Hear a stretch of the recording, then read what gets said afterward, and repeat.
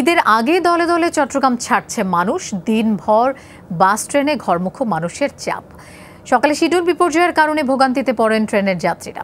সড়কপথেও বেড়েছে চাপ, তবে বাড়ি ফেরার আনন্দের কাছে ম্লান যাত্রাপথের সব কষ্ট দুর্ভোগ। স্বাস্থ্যকর অল টাইম ফ্যামিলি কেক, সব সময় অল টাইম হেলদি লাইফ। কেউ বসে কেউ বা শুয়ে যাত্রীদের অলস সময় পার করার এই চিত্র চট্টগ্রাম রেলওয়ে স্টেশনের।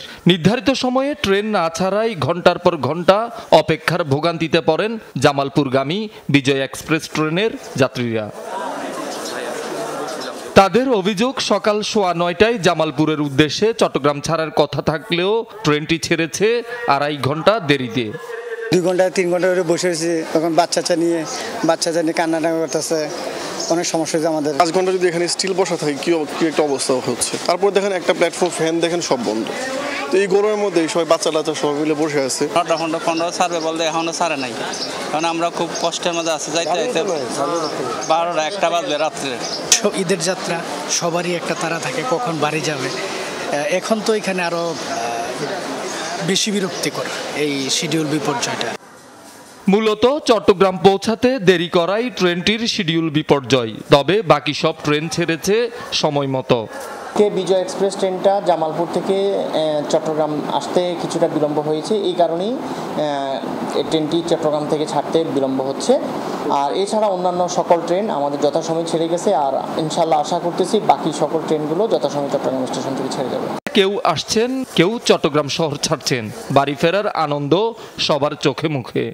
এটা যে উৎসব, যে খুশি, এটা সার্বজনীনভাবে সবার সাথে কি করা হয়, আত্মীয় স্বজনের সাথে উদযাপন করা হয়। এত কষ্ট হয়েছে, ক্লান্তি হয়েছে, আসার পরে উপলব্ধির অন্যরকম।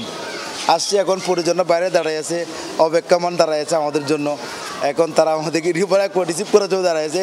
ঈদের আনন্দ, যেতে ভালো লাগতেছে, দেশের বাড়িতে ঈদ করবো, এটাই তো একটা আনন্দ। আনন্দ সবার সাথে ঈদ করতে আনন্দ লাগে, এই জন্য যাবো।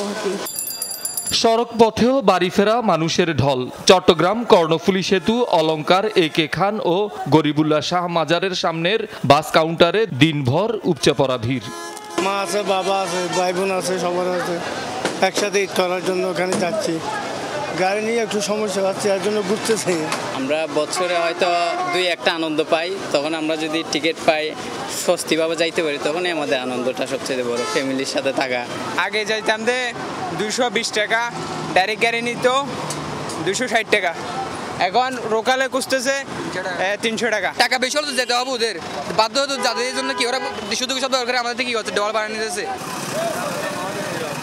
শহীদুল সুমন, যমুনা নিউজ, চট্টগ্রাম।